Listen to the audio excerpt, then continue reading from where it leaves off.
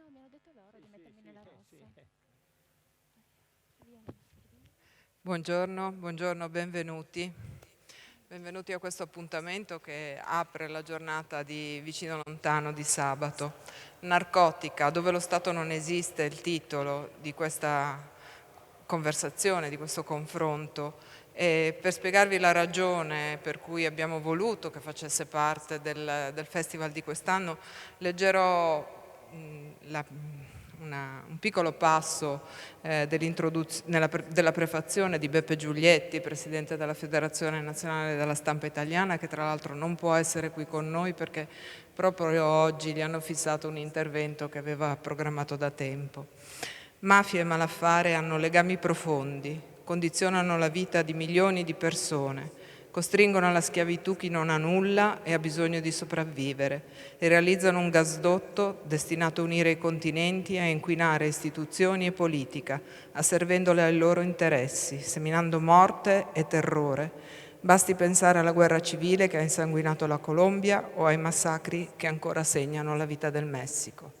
Con noi, collegato dalla Colombia proprio, c'è Don Rito Alvarez, che è parroco in Liguria, lo ringraziamo anche perché in Colombia adesso è notte fonda, non ha mai dimenticato la sua terra, segue in Colombia il progetto Oasis de Amor y Paz, una fondazione che ospita i bambini e i ragazzi strappati alle mani dei narcotrafficanti. Con noi anche Pierluigi Di Piazza, come sapete fondatore e direttore del centro Balducci di Zugliano, laureato ad honorem, operatore di solidarietà dall'Università di Udine e presidente per il Friuli Venezia Giulia di Articolo 21.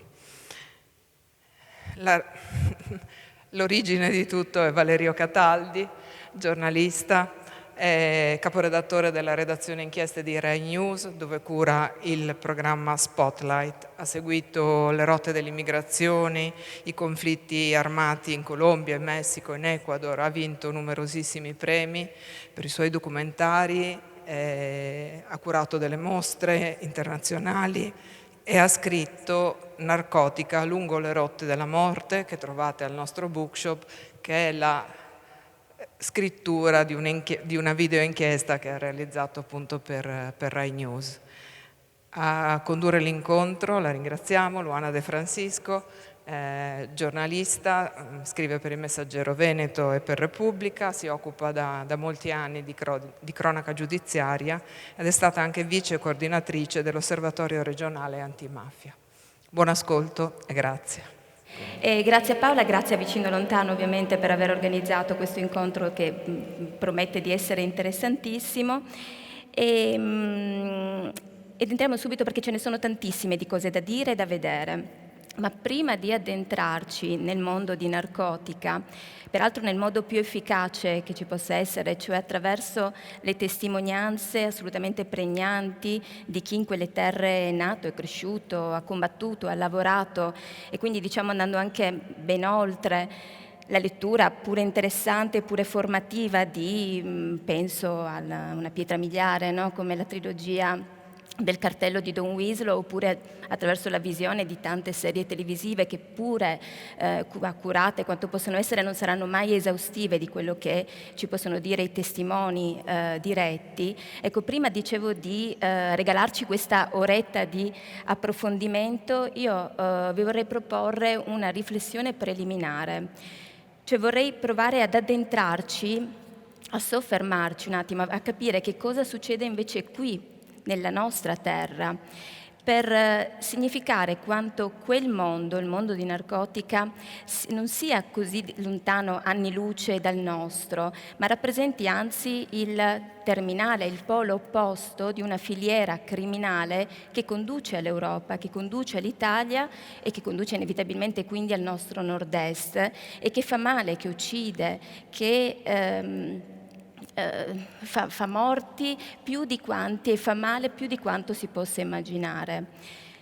E vi propongo il titolo di un articolo che mi aveva molto colpito qualche tempo fa.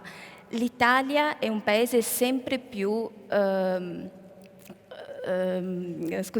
sempre più stupefacente nella duplice, molteplice accezione di stupefacente.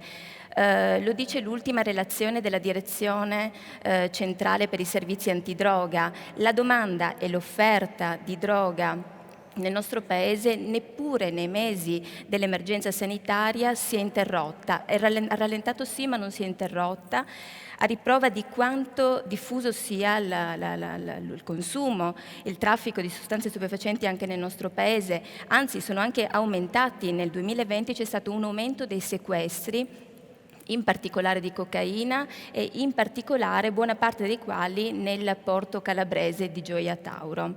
Del resto non è un mistero che la droga sia il bancomat delle organizzazioni criminali e che il denaro prodotto dalla cocaina e delle altre sostanze stupefacenti arricchisca i mercati mondiali, l'economia mondiale, che gli investimenti criminali siano la linfa dei mercati internazionali e la globalizzazione di come la globalizzazione dei traffici di qualsiasi merce, tutte le merci, a questa sia corrisposta una internazionalizzazione delle mafie e delle organizzazioni criminali. In Italia il maggiore trafficante di sostanze stupefacenti in questo momento è l''ndrangheta.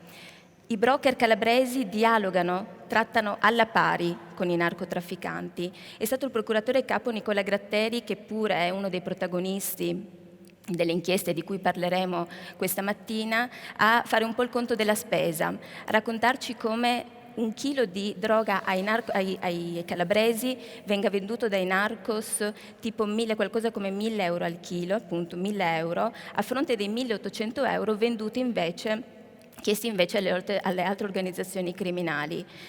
Capiremo quindi, si capisce quindi perché l'80% della droga che viene venduta in Europa arrivi appunto dall''ndrangheta.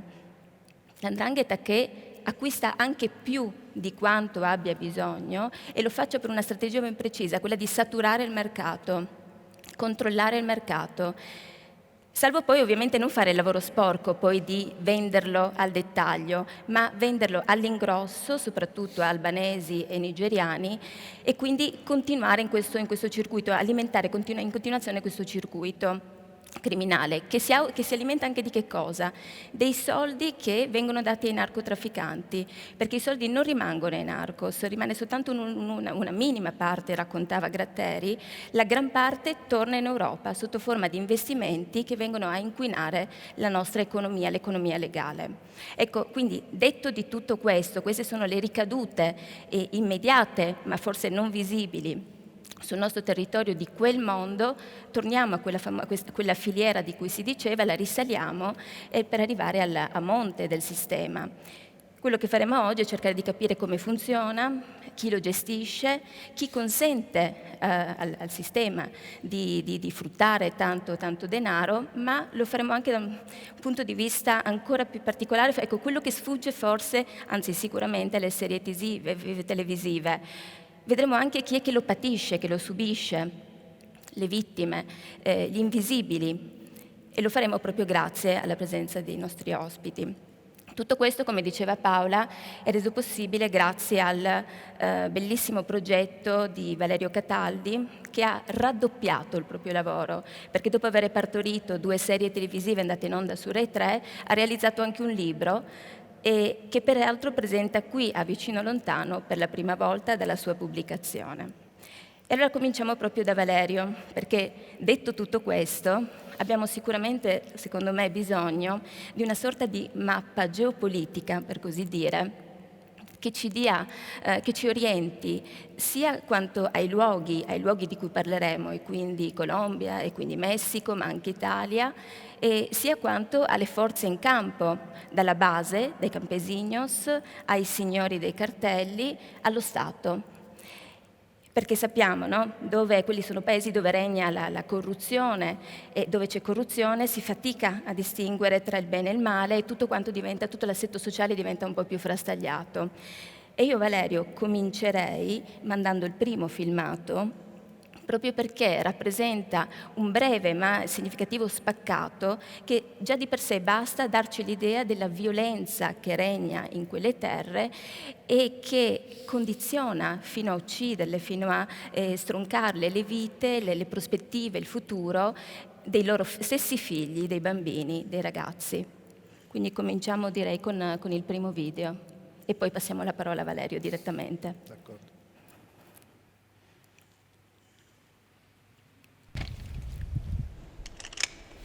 Nonno, tieni.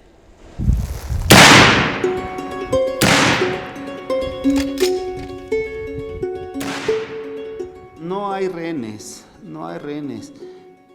Nosotros hemos aprendido en el pasado que hemos tenido rehenes o presos con la idea de reeducarlos, de que se compongan, ¿no? Que sean una mejor persona. En el pasado eso no ha funcionado y esos mismos después se organizan con un grupo y después esos mismos nos vienen a matar.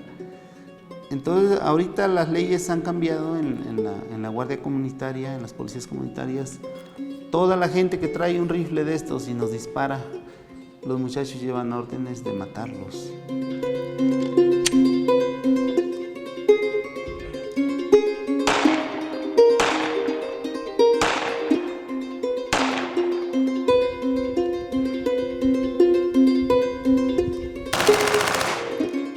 Y francamente ya estaba pensando qué universidad elegir. Y ahorita es incierto, no sabemos qué tanto vaya a persistir esta situación de delincuencia.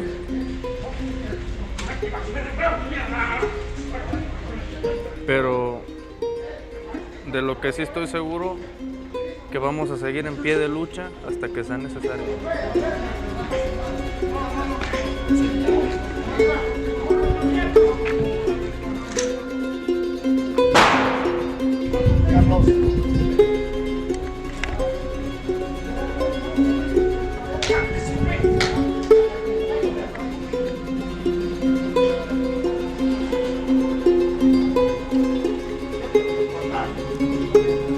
El santo de un pistolero es la Santa Muerte, no es Jesús ni la Virgen María. Esta es la Santa Muerte, el protector de los pistoleros, de la gente armada. Hace rato hablas de la vida, ¿no? Del temor, que sí vamos a morir. Valerio. Allora, intanto grazie a Paola, grazie a Vicino e Lontano dell'invito, per me è un grandissimo piacere, grazie a Luana e grazie a Pierluigi e grazie a Don Rito che vedo lì, che spero sia ancora collegato con noi dalla Colombia.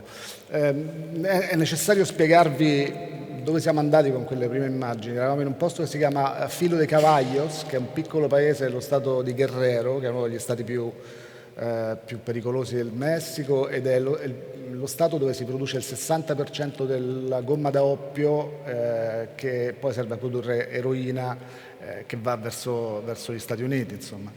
E quindi è il posto come dire, dove si concentra di più le coltivazioni. Quelli che avete visto armati erano membri di una milizia di autodifesa che ha combattuto e riconquistato quel frammento di territorio nel corso di una violentissima guerra andata avanti per mesi che ha fatto centinaia di morti. Quelle armi sono armi americane, di produzione americana, perché c'è un flusso che da nord verso sud porta armi da un lato e droga dall'altro, quindi c'è questo scambio, diciamo così, costante e continuo, che alimenta evidentemente e rende permanente quello stato di violenza. Quel gruppo di ragazzini che avete visto avevano in media 20 anni, il più piccolo 17, il più grande 25, erano 6-7 ragazzini che insieme all'uomo adulto Salvador Alamis, che è il capo di questa milizia, hanno combattuto questa guerra. In quello stesso punto dove c'è stata quella piccola sparatoria e quello scontro che avete visto, 10 giorni dopo la nostra partenza, quegli stessi ragazzi, 6 di quei ragazzi sono stati uccisi dal cartello che è tornato a riprendersi il villaggio e li ha torturati e uccisi proprio in quel punto, esattamente in quel punto dove eravamo noi. Insomma, è un po' l'esempio di quello che succede da quelle parti, di quello che significa la produzione a livello di base, diciamo così, del più grosso elemento economico che muove centinaia di milioni di dollari. La DCSA ha calcolato 450 miliardi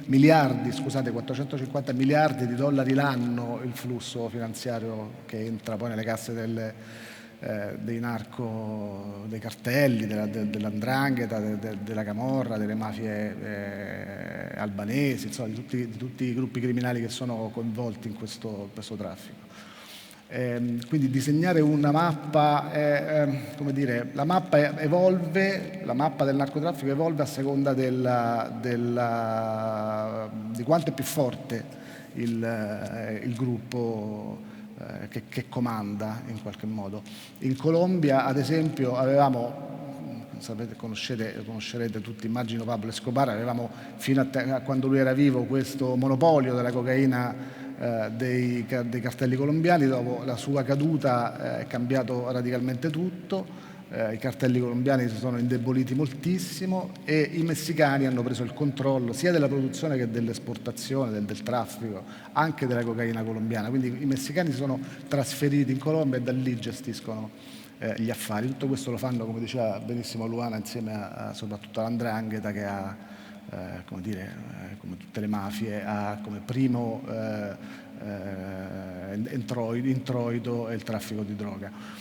Tutto questo però avviene in una dimensione che lì, e forse anche qui, e questa è la ragione per cui ci siamo decisi ad andare a vedere e a raccontare storie diverse da quelle che racconta il cinema e le serie TV, avviene una dimensione in cui il narco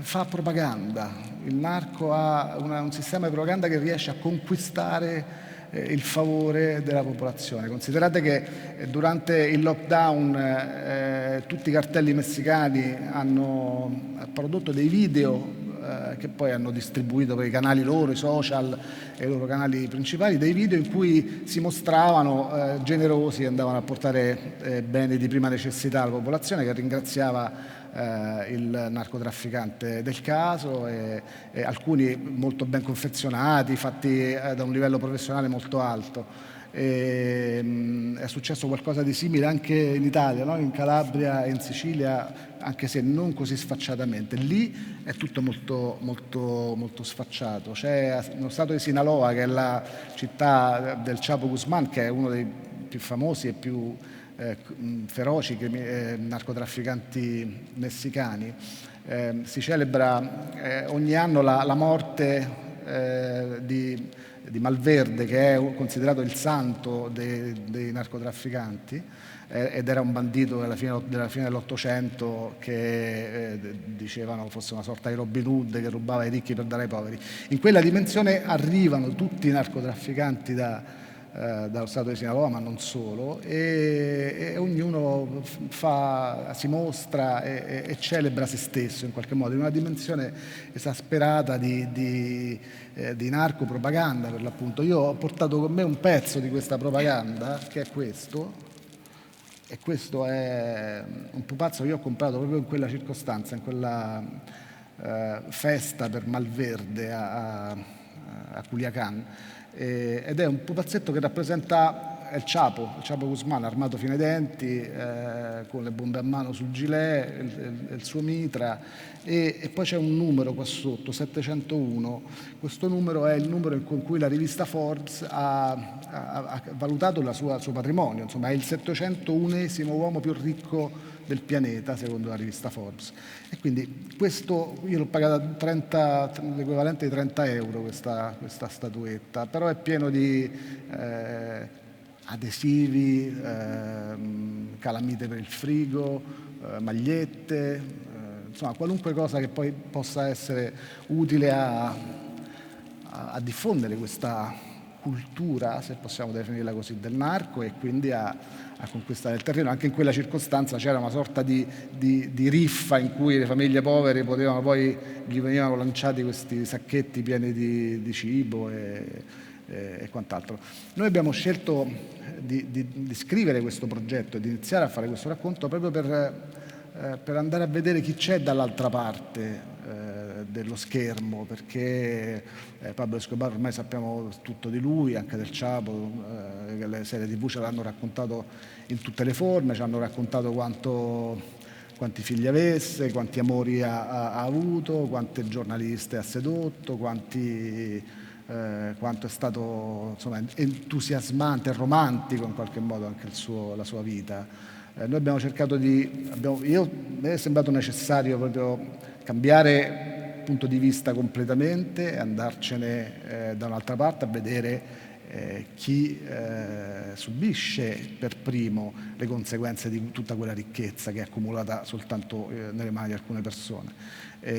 Don Rito ce l'ha mostrato con grande evidenza. Siamo andati nei campi anche in Colombia, dove ci ha portato lui, che è originario di quei posti, ci ha consentito di entrare nei campi di coca, dove si coltiva coca e dove i bambini, noi abbiamo trovato il più piccolo, aveva 6 anni, 7 anni, raccolgono le foglie, sono costretti a fasciarsi le mani per evitare di farsi del male alle dita, e lavorano 10, 12, però 14 ore al giorno. Non anticipare quello che adesso vedremo nei filmati, Okay. perché sennò togliamo la suspense. Però insomma il punto è questo: cercare di andare a fare un racconto diverso che non fosse quello tradizionale, diciamo così, andare a vedere chi sono le persone che per prime soffrono e subiscono la violenza di questo mercato, che da noi è evidente soltanto nelle strade con lo spaccio e il consumo. Infatti capirete, no, quanto vasto sia, potresti andare avanti adesso per 2-3 ore proprio senza sosta, invece proprio perché dobbiamo riassumere tanti mesi di riprese e di interviste, abbiamo deciso di farci aiutare per l'appunto dai filmati, e lungi, come diceva Valerio, dal voler fare una geografia, no, di Pablo Escobar, già se la fanno da soli, o di El Chapo e tutti gli altri capi dei cartelli, e vediamo per esempio con il secondo film, dicevamo i vari strati della popolazione, no, dai campesinos, vediamo nel prossimo filmato chi lavora nei campi, perché lo fa, cioè non lo fa certo per arricchirsi, perché chi si arricchisce sono altri, lo fa per sopravvivere, ma con tutte le difficoltà legate al caso. Quindi passerei al secondo filmato.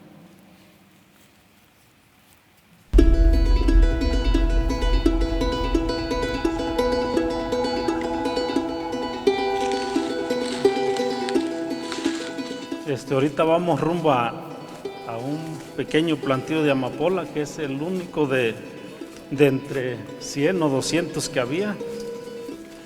Es el único que quedó, que sobrevivió después de la destrucción de los militares. Antes la goma de la amapola valía más.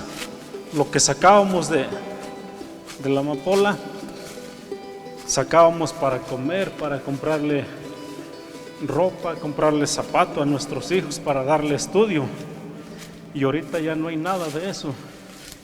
Dinero no tenemos nada.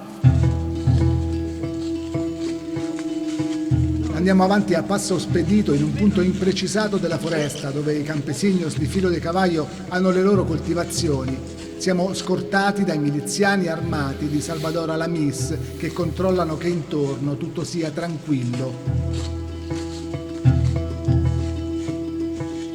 La vegetazione si apre all'improvviso su un campo semidistrutto dalla polizia. Coltivavano mais per nascondere i papaveri, ma non è stato sufficiente ed è sopravvissuto solo qualche bulbo e qualche fiore all'incursione della Polizia Federal. Aquí lo que se hace ahorita en este tiempo de secas, se rayan estas bolitas con esta madera.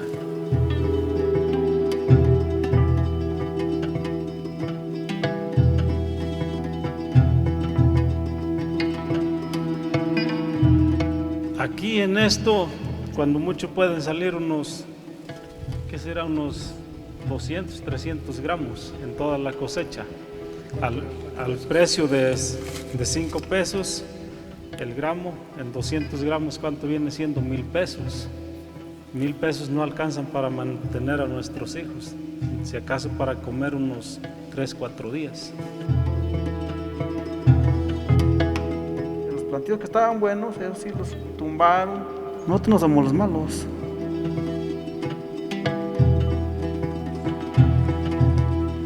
Chi è che compra l'oppio? Viene gente de fuera y pues les vendía a quien pagara mejor. Arreglamos los terrenos, la sembramos, la vamos arreglando, cosechamos, la vendemos y es todo. Ma i compratori sono persone dei cartelli, de los cartelli? Posiblemente o son gentes común y corriente. Ya lo que hacen ellos después de esto, nosotros ya no tenemos nada que ver, simplemente somos trabajadores. Antes no nos dábamos cuenta, ahorita a través de la televisión y todo eso, nos damos cuenta que sí es una droga. El gobierno sabe bien que es una droga, entonces ¿por qué no se preocupa y nos da empleo a cambio de esto? C'è una forte crisi economica nello stato di Guerrero dovuta principalmente al fatto che il prezzo della gomma da oppio è precipitato, che poi serve a produrre l'eroina che finisce negli Stati Uniti e nelle strade d'Europa arricchendo le tasche dei cartelli e dell''ndrangheta. Nessuno se ne preoccupa, qui non ci sono consumatori di eroina. Come hanno detto questi 2 contadini, che fosse droga glielo ha detto la televisione. E anche questo video parla in maniera eloquente di un mondo che non conosciamo, di uno spaccato che non conosciamo. Tra l'altro, chiacchierando con te qualche giorno fa mi raccontavi anche di un ulteriore elemento di crisi nell'economia contadina che è rappresentato dall'introduzione dell'oppio sintetico, sì, che toglie ancora più lavoro. Sì, paradossalmente con gli occhi nostri è difficile capirlo in realtà, ma lì la dimensione è un'altra. I coltivatori di oppio, in realtà se pensiamo al Perù ad esempio, un uomo che lavorava raccogliendo coca poi è diventato presidente, no? Perciò loro hanno una visione completamente diversa. Ci sono delle associazioni di coltivatori di gomma da oppio, insomma, che in qualche modo cercano di difendere i loro diritti, ma non sono narcotrafficanti, abbiamo visto, sono persone che sopravvivono a malapena con quello che riescono a produrre. Poi chiaramente sono parte di una filiera criminale, però sono i primissimi a subirne le conseguenze. Il paradosso è che in questo periodo dove è molto diffuso una sostanza che si chiama fentanyl, che è un oppioide sintetico, peraltro potentissimo, si calcola fino a 100 volte più potente dell'eroina, ha una diffusione enorme e questa diffusione evidentemente conviene ai cartelli che non hanno più tanto bisogno dei contadini e della gomma da oppio perché se la fanno in laboratorio l'eroina, quindi loro non sanno neanche più a chi darlo. Noi siamo andati a trovare alcuni coltivatori che ci hanno offerto a noi di comprare la loro gomma da oppio perché non sapevano più a chi darla, insomma. Però tutto questo significa che poi ci sono famiglie intere che non sanno come vestire i propri figli, non sanno come dargli da mangiare, non sanno come mandarli a scuola, non sanno come sopravvivere e sono sempre più preda di una dimensione criminale che a quel punto si incattivisce in modo sempre più feroce. Salvatore Alamista ci proponeva una soluzione, poi questo è, come dire, una scelta politica, ovvero trasformare i coltivatori di oppio in coltivatori legali, rifornendo il Messico del fabbisogno di oppio che ha, ne importa l'80% dall'Afghanistan per produrre farmaci. Quella potrebbe essere forse una soluzione a favore dei coltivatori. Parliamo dei bambini, visto che prima ci ha introdotto l'immagine delle fasce nelle mani, e lo facciamo anche poi per accogliere, per sentire dalla Colombia la voce di Don Rito. E facciamolo prima guardando un filmato sui bambini e poi vi introdurrò Don Rito che sta facendo un piccolo sacrificio per noi perché in Colombia adesso sono le 3:30, 10:30, le 3:30 della notte, per cui ecco. Don Rito, se sei con noi, guardiamo il filmato e poi ti passo la parola.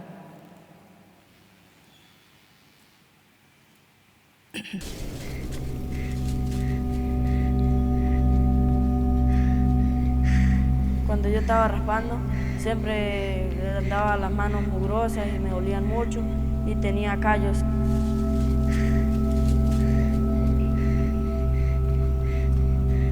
Mi nombre es Eduardo José Suárez Álvarez, tengo 13 años. Muchas veces miraba a los grupos armados pasaban cerca de mi casa y siempre nos tocaba que estar de la finca para el pueblo porque era muy peligroso que cayera una bala o algo en la casa de nosotros y nos podía herir o joder o algo.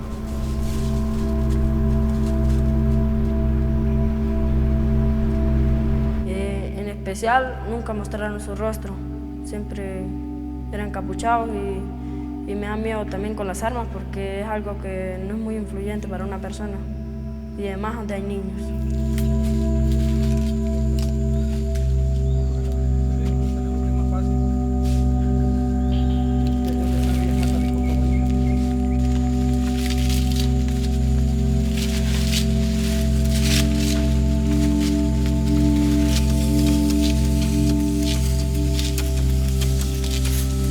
Un día de un mes, ya uno se acostumbra y ya se convierte en rutina, se hacen callos y ya uno trabaja normal.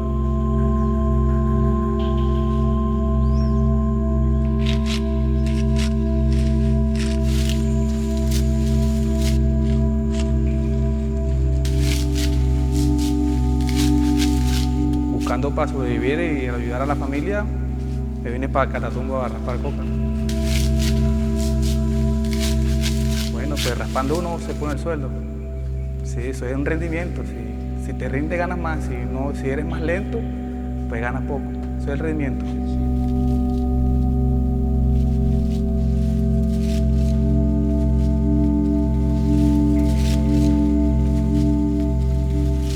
Cuando estamos en temporada, como decir ahorita, que hay invierno, hay lluvia, la mata se da bonita, pues uno se recoge 100 kilos por la mañana, 80, 90. En el día se recoge uno hasta 12 arrobas, que son 125, 150 kilos.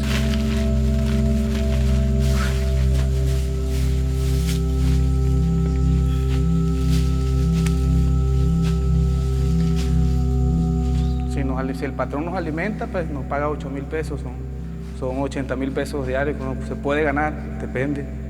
Y cuando uno mismo se alimenta, se lo pagan a 10.000 pesos, pues es algo más.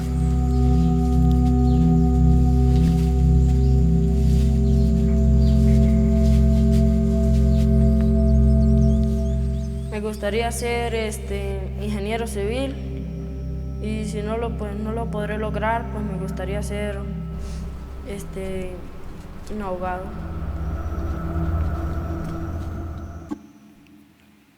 Ecco, storie di violenza e di sfruttamento, ma anche, come sentiremo, di speranza e di riscatto. A testimoniarcelo appunto è Don Rito Julio Alvarez, che prima di arrivare in Italia era uno di quei bambini e quindi rischiava di diventare a sua volta un operaio, uno schiavo, perché di questo parliamo, uno schiavo dei narcos, al servizio dei narcos. Poi una missione lo ha salvato, lo ha portato in Italia e a quel punto lui si è messo a salvare gli altri, è diventato sacerdote, ha istituito una fondazione che accoglie i bambini e li strappa da quei destini, fondazione che è stata istituita nel 2007 e dove adesso si trova, da cui adesso è collegato, che ha fatto tanto e che ci dimostra, parlavo di speranza e di riscatto, ci dimostra come una soluzione esista, una strada alternativa esista. Don Rito, raccontaci la tua esperienza, raccontaci che cosa hai fatto dal lontano 2007 a oggi. Lui adesso vive, lavora, è parroco in un piccolo paesino tra Ventimiglia e Sanremo. Adesso è dovuto tornare a casa ed è ospite anche dai suoi genitori in Colombia. Don Rito, proviamo, ecco, se non riuscirà bene il collegamento saremo costretti a togliere l'immagine ma continueremo a sentirne la voce. Benissimo, buongiorno, grazie, davvero grazie infinitamente, sono molto contento di poter partecipare, io spero che riusciamo anche tramite il collegamento, anche se l'internet qua a volte funziona, a volte non funziona. Buongiorno a tutti, Valerio, mi fa piacere di poter condividere così con tante altre persone quello che è la nostra esperienza. Per me è importante riuscire a offrire un'alternativa diversa a quei bambini che in questo momento hanno la possibilità di continuare a lavorare nelle piantagioni di coca o prendere le armi e seguire i gruppi guerriglieri o gli altri gruppi al servizio dei narcotrafficanti, perché in questo modo loro possono un po' sentirsi importanti e anche trovare magari qualcuno che gli dia da mangiare. E invece nel 2007 io ho iniziato in una baracca questa fondazione dove sono attualmente, e l'idea era quella di poter aiutare come io sono stato aiutato e quindi prendere alcuni di questi bambini, portarli in un luogo sicuro dove loro potessero studiare, giocare, sognare, dove loro potessero avere la possibilità di crescere senza alzarsi al mattino e andare a lavorare nelle piantagioni di coca, e soprattutto cercare di far crescere dei bambini in modo che non fossero dei bambini arrabbiati, perché purtroppo in questi territori ci sono tanti bambini arrabbiati, perché quando un bambino ti incontra e ti dice, magari sentite il sottofondo dei cani, quando un bambino ti incontra e ti dice non è possibile che io a 10 anni devo andare a lavorare nelle piantagioni di coca, perché i guerriglieri o i paramilitari o non so chi ha ucciso mio padre e mia madre, e io quando diventerò grande voglio prendere le armi, perché io voglio vendicare, ecco, quello che è stato fatto purtroppo ai miei genitori. Io voglio anche uccidere le persone che hanno ucciso i miei genitori. Io ho creato un luogo di pace, e in questo luogo i bambini crescono, e qui pian pianino passa questa rabbia a questi bambini, perché loro poi si rendono conto che è importante vivere in pace e che non c'è bisogno assolutamente di continuare a lavorare in questo ambiente di guerra.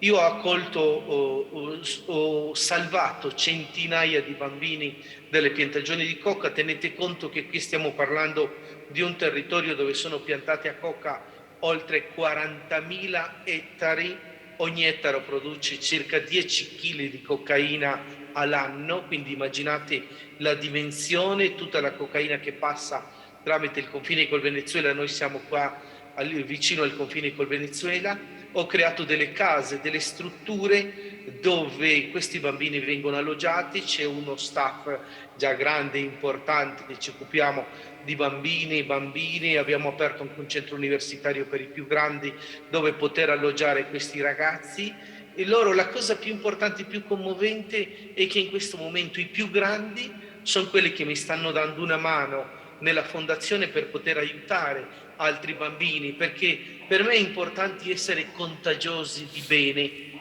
Nel territorio ci sono tante persone contagiose di male, e quindi cercano di diffondere sempre questa mentalità di male, di prendere le armi, la coca, di illudersi, magari riuscire a fare il sogno di Pablo Escobar, magari anche uccidendo persone, riuscire a fare tanti soldi, o magari la immagine del Chapo.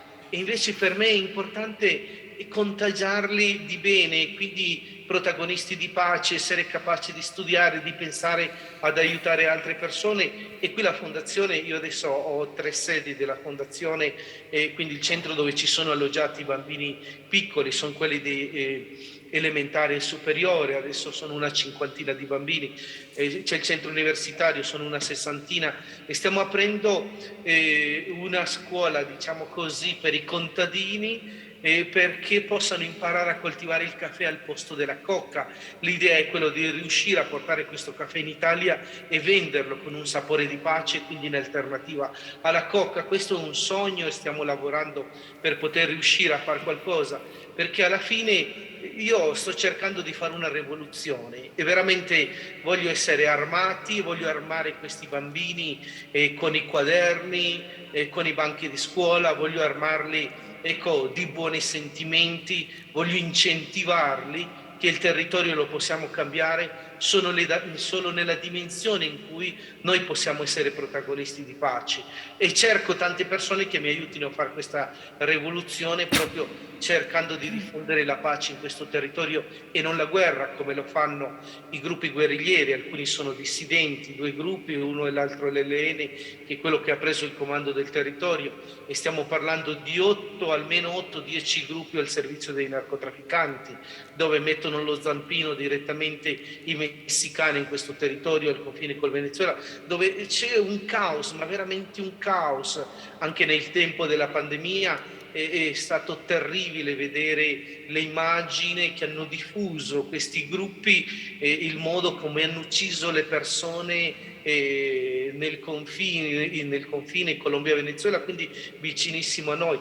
Quindi tutto questo è una situazione difficile, ma in mezzo a questo territorio io credo che si può accendere una luce di pace, e questa luce la posso accendere solo con i bambini che devono crescere non arrabbiati a fomentare la guerra, ma veramente formati perché possano essere protagonisti del loro territorio e loro stessi possano.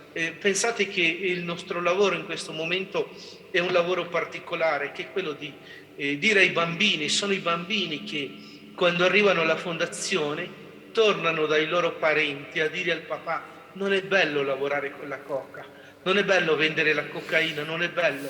Pensate, nella nostra mentalità sono i genitori che cercano di dire ai figli non andare, stai attento allo spaccio, fumare, e invece qui sono i bambini che, tornando nei loro villaggi, vanno a convincere i genitori di sostituire la coca con coltivazione di caffè. E quindi è questo un po' il nostro lavoro, un lavoro difficile, perché purtroppo a volte le minacce, a volte le paure, in questi ultimi tempi abbiamo avuto una difficoltà grossa, magari anche i giornali internazionali ne hanno parlato. Qui a pochi chilometri è stato sparato la settimana scorsa all'elicottero del presidente, 6 impatti di fucile all'elicottero, dove c'era un po' tutto il governo colombiano, il ministro della difesa e altri diciamo governanti del paese. È stato sparato, e lì adesso stiamo aspettando con paura, con grande paura, quale sarà la reazione del governo colombiano, che poi ci rimettono sempre i contadini, perché chi ha fatto queste cose si nasconde facilmente, e sono i poveri contadini che poi vanno anche a pagare le conseguenze di queste azioni, perché vengono accusati magari di essere loro i conniventi con chi si rifugia in questi territori per poter fare del male.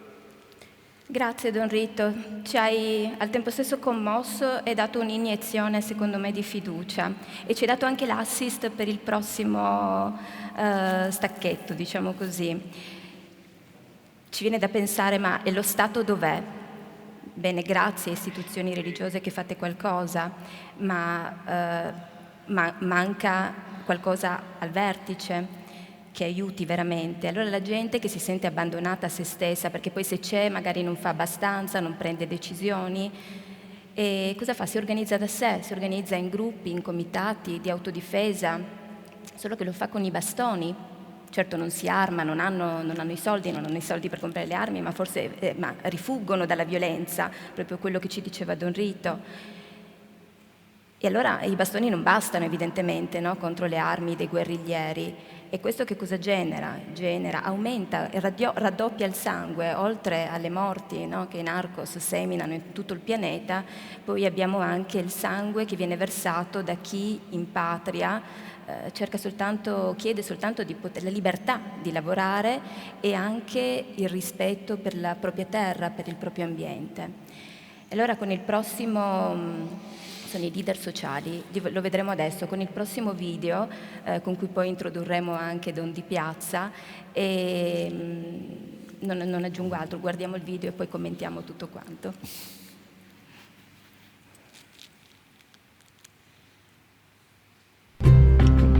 No queremos más víctimas.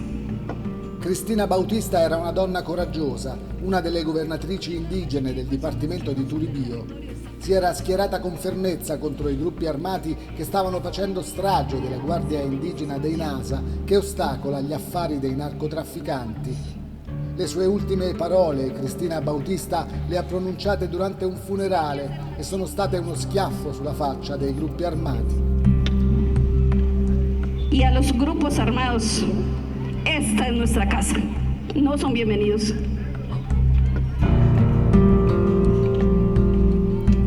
No son bienvenidos a los que están reclutando a los menores. No son bienvenidos a los que están pagando. Hay unos mandatos establecidos desde la comunidad. Personal de afuera que esté desarmonizando el territorio, se va. Hay una invitación que tenemos que seguir fortaleciendo a los guardias.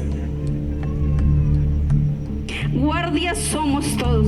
L'hanno uccisa in una imboscata insieme a 4 uomini della sua scorta l'ultima settimana di ottobre del 2019.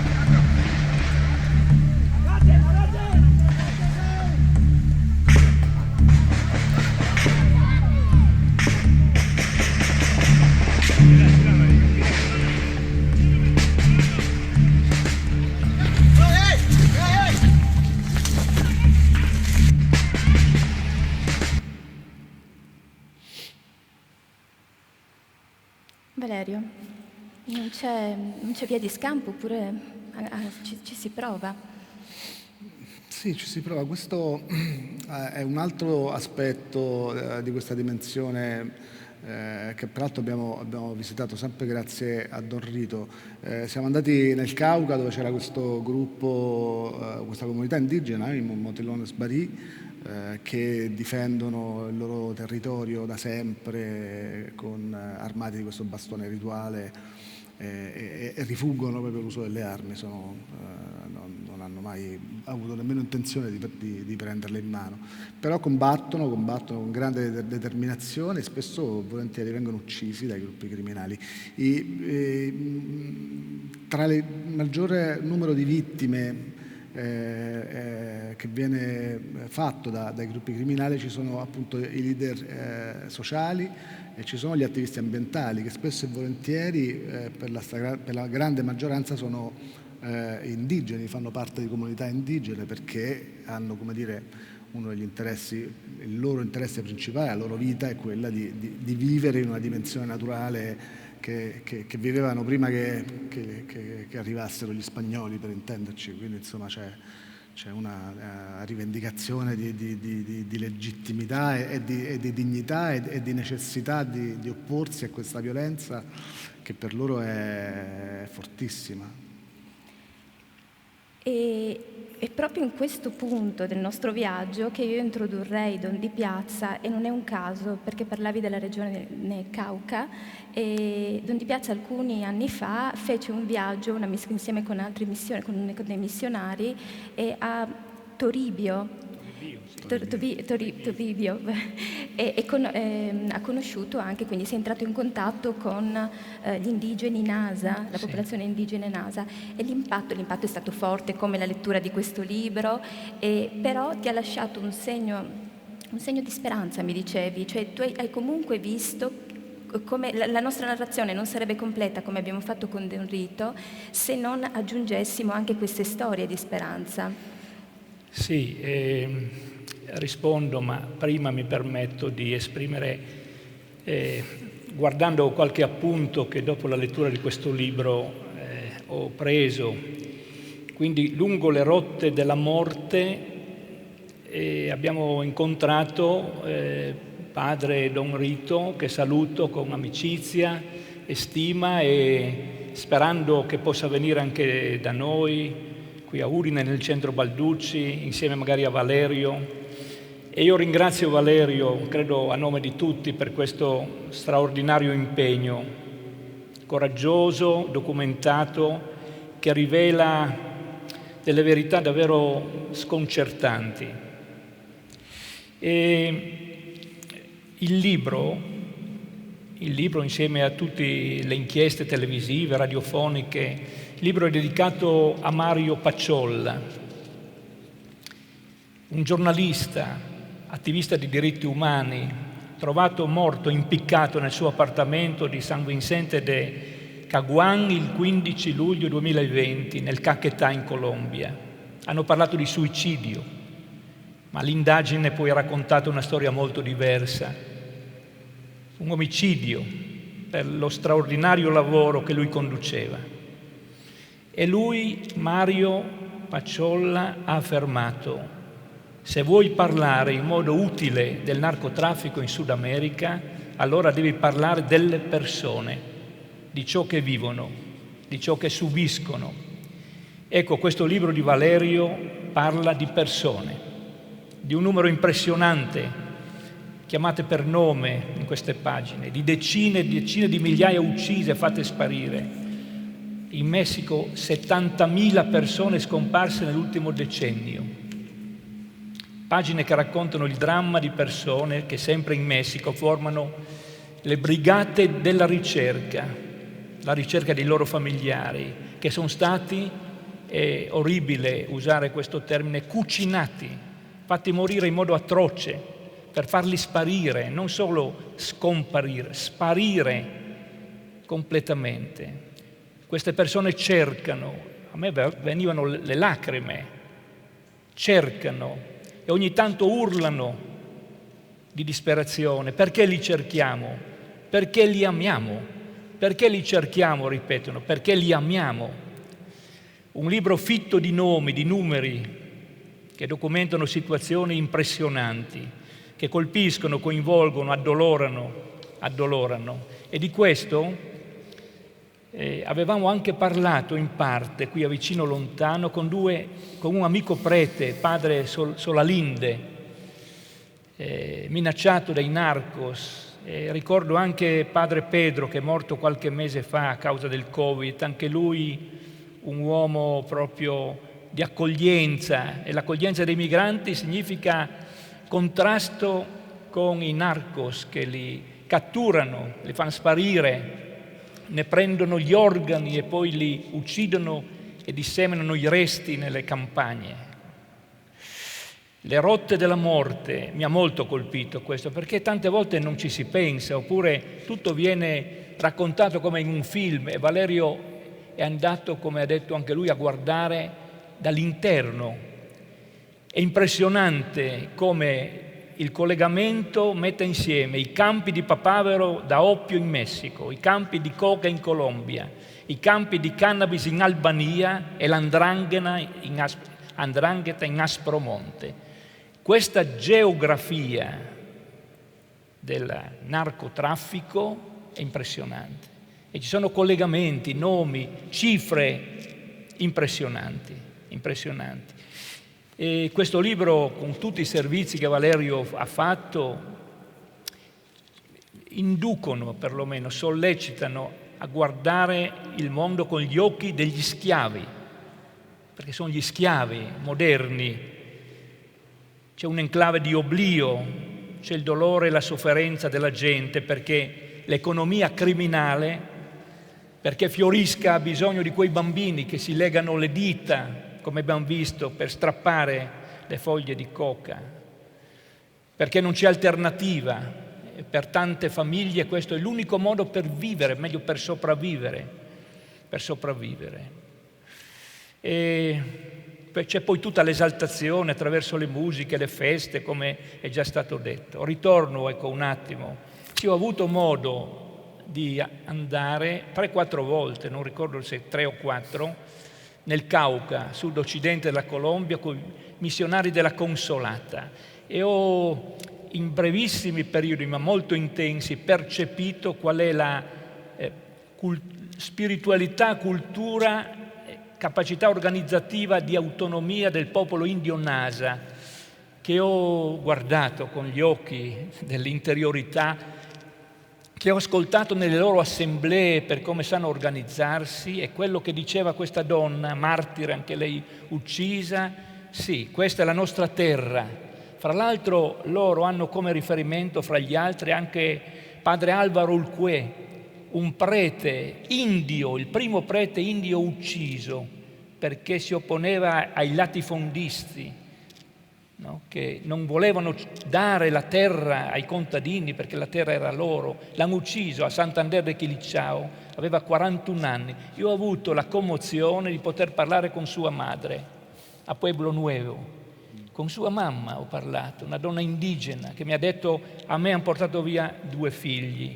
Padre Alvaro, che è venuto 2 giorni prima che lo uccidessero, è venuto a salutarci a casa, è venuto per dire vado. E lui viveva anche con 2 religiose, lasciava sempre la mattina un appunto dicendo dove si sarebbe diretto, perché ormai era incombente la morte. E l'altra, c'è una figlia, sempre per i problemi della terra, è stata uccisa. Mi hanno portato via 2 figli dentro a questa violenza terribile. Quindi ho percepito la grande capacità di autodeterminazione del popolo indio Nasa, con le loro guardie, con i bastoni con cui loro si difendono. E come diceva lei, qui non entrano né spacciatori, né narcotrafficanti, né paramilitari, né le guerriglie. Questo popolo, questa terra è la nostra, ecco. Così qualche piccolo, ho diversi appunti, ma quello che mi ha colpito molto, ecco, è questo grido di dolore di tante persone, compresi quelli che cercano i resti dei loro familiari. E dentro a una situazione in cui c'è un narcostato che domina, un narcostato con una impunità impressionante, con una corruzione impressionante, con una combinazione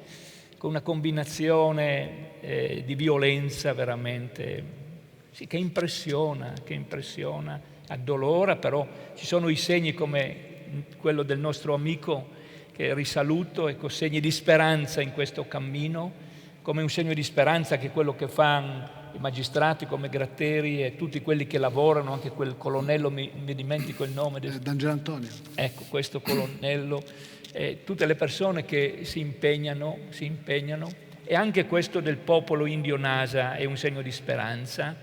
Ecco, in questo cammino delle rotte della morte, però è ardua l'impresa, perché è terribile il potere di questo narcostato che non è solo uno, c'è un intreccio di narcostati.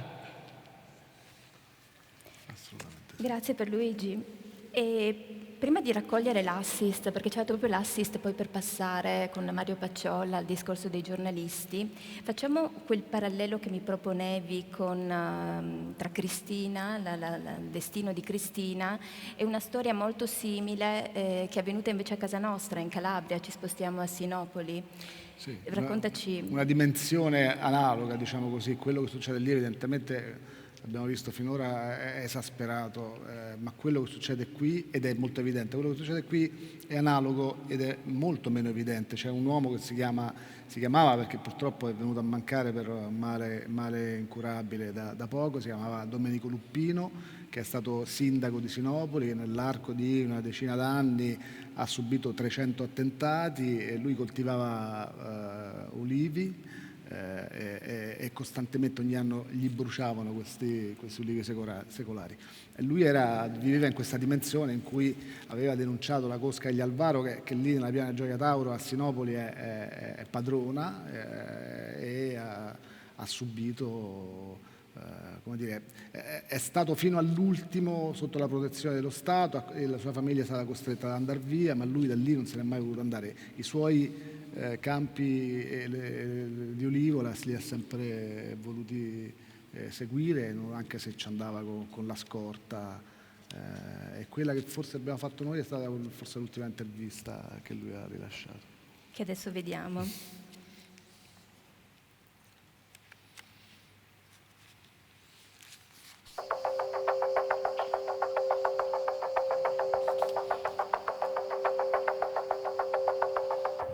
Questi alberi qui, quando il fuoco entra all'interno e fa come se fosse un camino, non si spegne subito, è un fuoco che si alimenta da solo per ore e ore.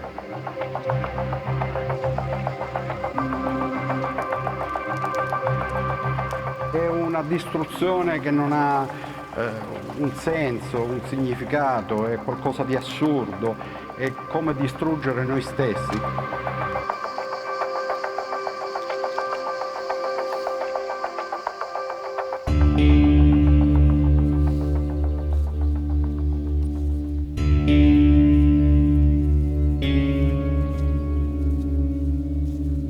Nel corso degli anni, in vari appezzamenti di terreno che sono più o meno nel circondario, sono stati bruciati migliaia di alberi. Da che io sono nato ricordo questo continuo attacco nei confronti della mia famiglia, nei confronti di mio padre prima, nei confronti miei adesso. Ho sempre pensato che questo tipo di azione è fatta anche per questo, per portare allo sfinimento l'individuo che la subisce.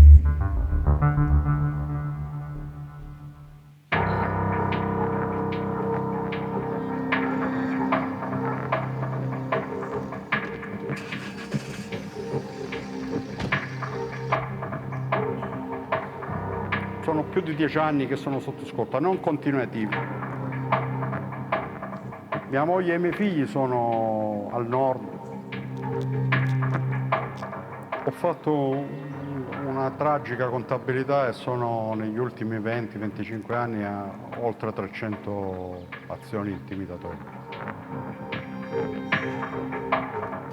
In un appezzamento di terra qui vicino trovai un giorno un cane impiccato, la tomba, il fatto che hanno fatto saltare in aria la tomba di mio padre, una bomba a casa dei miei genitori, varie volte hanno sparato alle finestre dei miei genitori.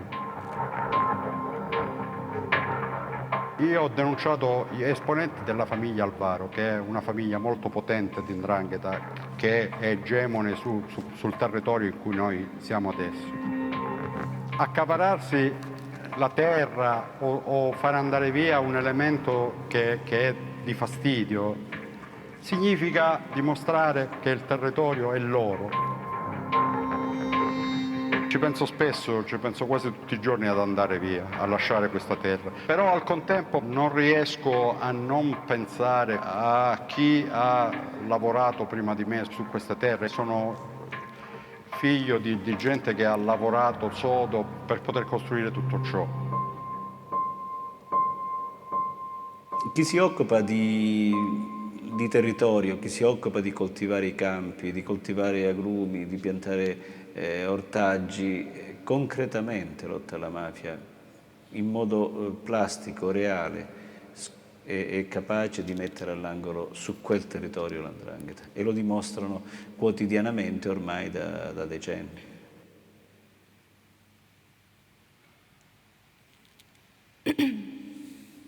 Ma tra le vittime, dicevamo, ci sono appunto anche i giornalisti, i periodisti, per dirla con la lingua spagnola, e colpevoli uccisi perché fanno il loro lavoro, perché fanno nomi e cognomi, come diceva Pierluigi, perché fanno bene il loro lavoro, perché raccontano le trame dell'illegalità, perché mettono a nudo realtà che qualcuno vorrebbe non fossero messe alla berlina.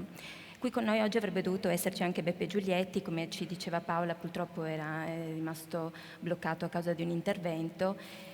E Beppe Giulietti, presidente del Sindacato Nazionale dei Giornalisti, che ha curato la prefazione di Narcotica e che ha condotto tante battaglie per la libertà di stampa.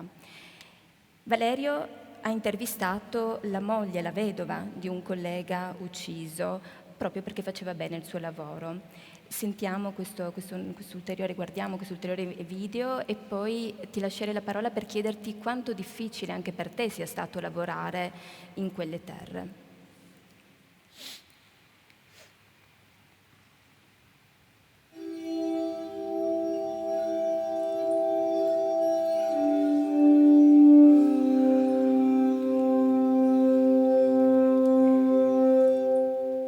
Uno de los últimos sombreros que se compró, bueno, una botella de whisky porque a Javier le gustaba el whisky. ¿Por qué mataron a Javier? Bueno, porque hubo personas a las que no les gustó lo que él publicaba.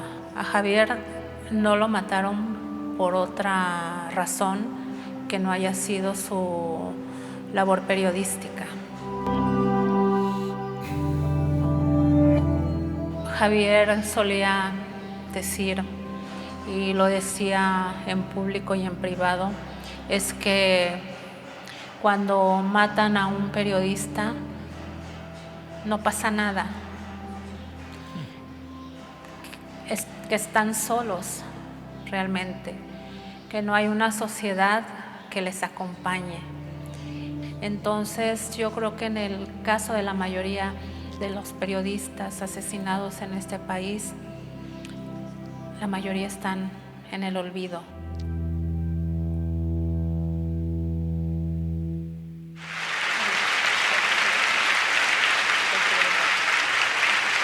Buenas noches.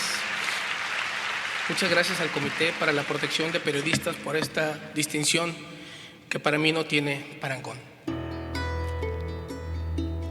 En Culiacán, Sinaloa, México, es un peligro estar vivo y hacer periodismo es caminar sobre una invisible línea marcada por los malos que están en el narcotráfico y en el gobierno, un piso filoso y lleno de explosivos.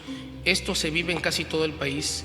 Uno debe cuidarse de todo y de todos, y no parece haber opciones ni salvación, y muchas veces no hay a quien acudir. Por eso es importante contar con familia y amigos, periodistas y medios como La Jornada, diario del que soy corresponsal, y el semanario Río 12, del que soy fundador. La niñez recordará esto como un tiempo de guerra. Tiene su ADN tatuado de balas y fusiles y sangre.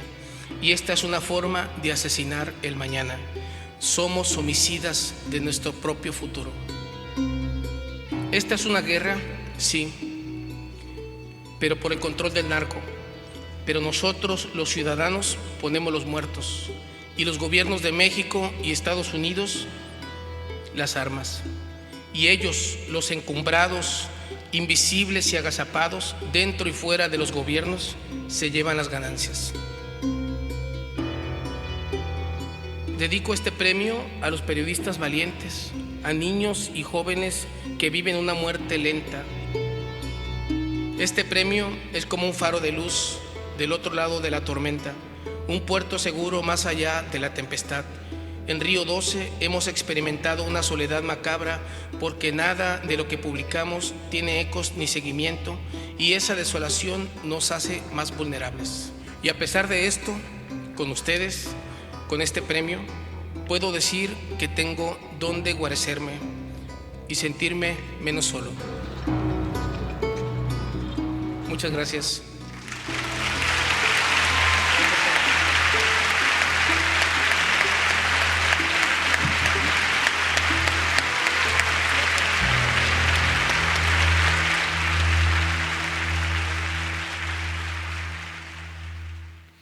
Beh, Javier Valdés lo diceva ritirando questo premio, la desolazione che vivono, no, i giornalisti quando si occupano di narcotraffico in quelle terre soprattutto, diceva questa cosa sconcertante per cui qualunque cosa pubblicasse lui e il suo giornale non succedeva nulla, non cambiava niente, tutto rimaneva esattamente come era. È un po' questo il senso, no, che significa fare giornalismo in quelle terre, ma non solo in quelle terre, in realtà anche da noi non si muore con la stessa frequenza, fortunatamente diciamo, ma insomma la condizione non è molto diversa, non è molto, è molto distante ma non così differente. Lì ne muoiono una quantità, ne vengono uccisi una quantità sconcertante di giornalisti che scrivono fatti, che raccontano episodi e fanno nomi, e oltre il 90% dei casi non viene risolto, cioè non si saprà mai chi è stato ad ucciderli. E questo è un po' l'aspetto più drammatico di tutta questa dimensione. Noi ci siamo trovati in alcune circostanze a vivere situazioni anche di pericolo, siamo stati in qualche modo sequestrati anche durante uno dei nostri viaggi in Messico, però poi insomma si è tutto risolto fortunatamente senza conseguenze. La dimensione è quella per cui si muore con grande facilità e è incredibile come lì dove appunto c'è questo livello di violenza e di pericolo che vivono queste persone, come invece i giornalisti si uniscano e cerchino di fare, come dire, cartello per conto loro, no? per difendersi, per autodifendersi da questa dimensione. Anche quello è in qualche modo un modo di autodifesa, no? un sistema. Assolutamente sì. Allora, ci avviamo verso la chiusura, abbiamo meno di 4 minuti per chiudere e noi sfumeremo con delle immagini, cadiamo perfetti, con delle immagini emblematiche. Sono state girate sul confine tra il Venezuela e la Colombia, dove da tempo sono in corso degli scontri armati e dove conseguentemente è in corso anche un esodo di masse di persone che cercano di rifugiarsi in Colombia. Intersos, che è una ONG che fornisce assistenza umanitaria ai migranti e agli sfollati di quella zona, ha parlato della crisi umanitaria in Venezuela in termini ancora più preoccupanti di quello che è successo in Siria. Però io credo che tutti noi ne sappiamo veramente molto, molto poco.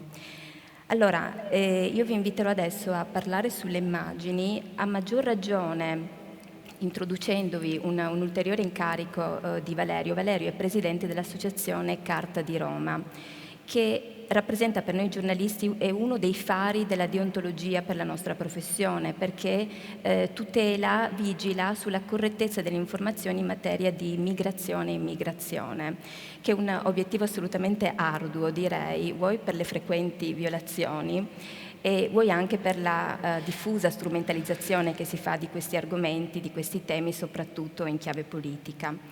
Allora chiederei a te di commentare, ma poi passerei, ma veramente un flash, 2 minuti ormai.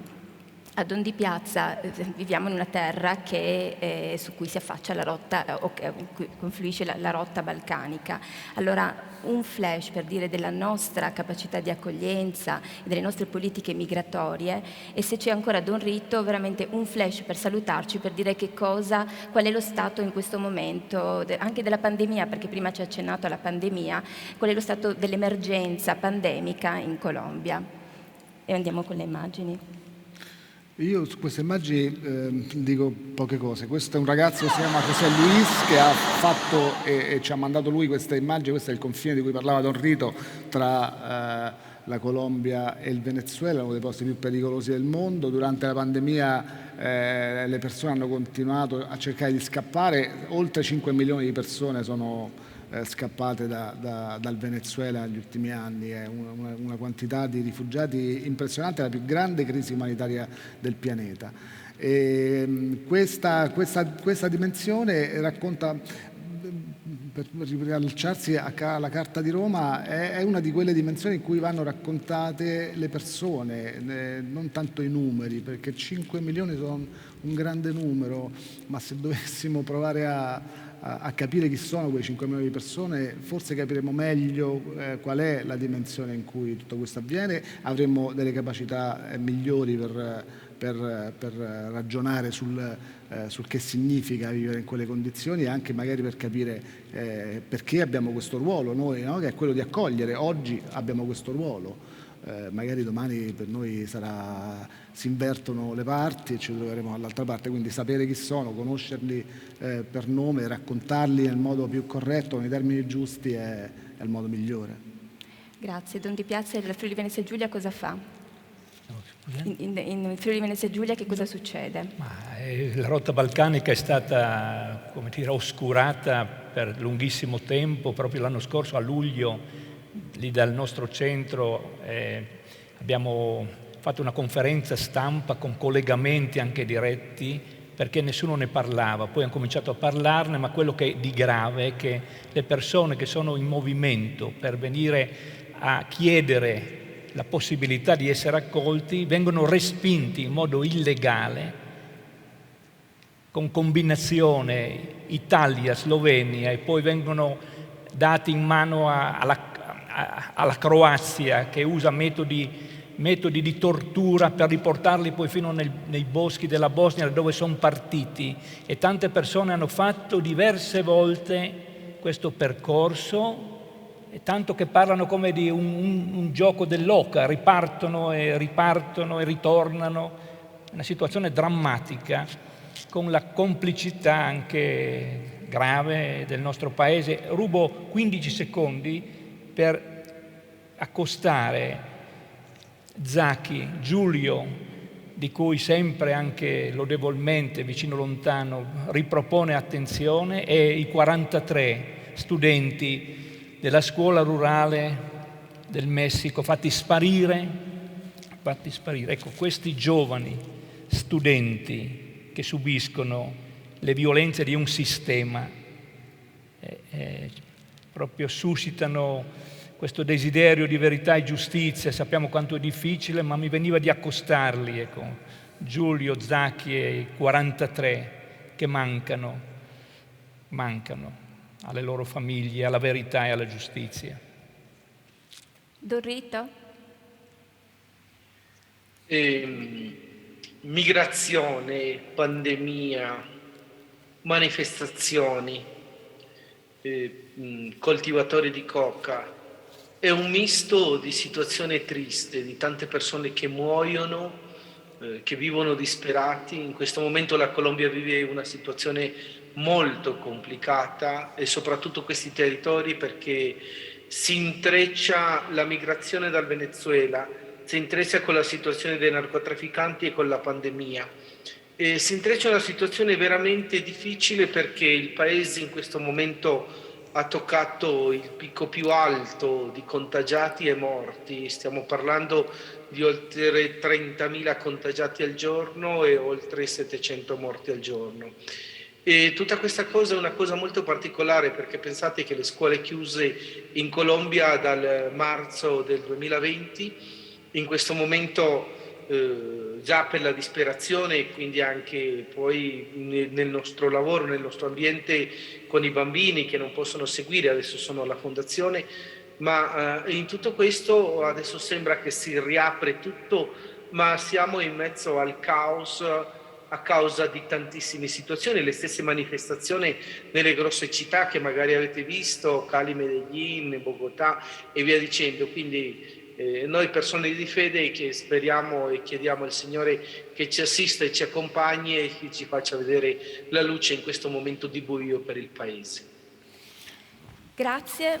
Prima di chiudere, fammi dire una cosa. Il ricavato del libro andrà alla fondazione Oasis de Amori Passi Don Rito, perché e non è esattamente un dettaglio questo, perché insomma è necessario raccontare, far sapere, però poi è utile anche fare qualcosa di assolutamente concreto. Sì, assolutamente. E sono in vendita. E grazie Valerio, grazie per questo. Grazie perché, a te. E questo sarà un aiuto importante, e lo posso dire subito, il ricavato di questo libro, poi quello che arriverà, lo destineremo a ampliare la casa delle bambine, perché in questo momento c'è una grande necessità di accogliere anche le femmine che sono vittime del narcotraffico, vittime di violenze, e allora vogliamo ampliare questa casa per accogliere. Mi commuovo perché penso a 2 bambine in questo momento che vorrei accogliere per situazioni molto particolari, quindi andrà anche per ampliare questa casa delle bambine. Grazie. Grazie Don Rito, grazie a tutti e grazie a Vicino Lontano, perché da questo momento penso che noi siamo tutti un po' più consapevoli.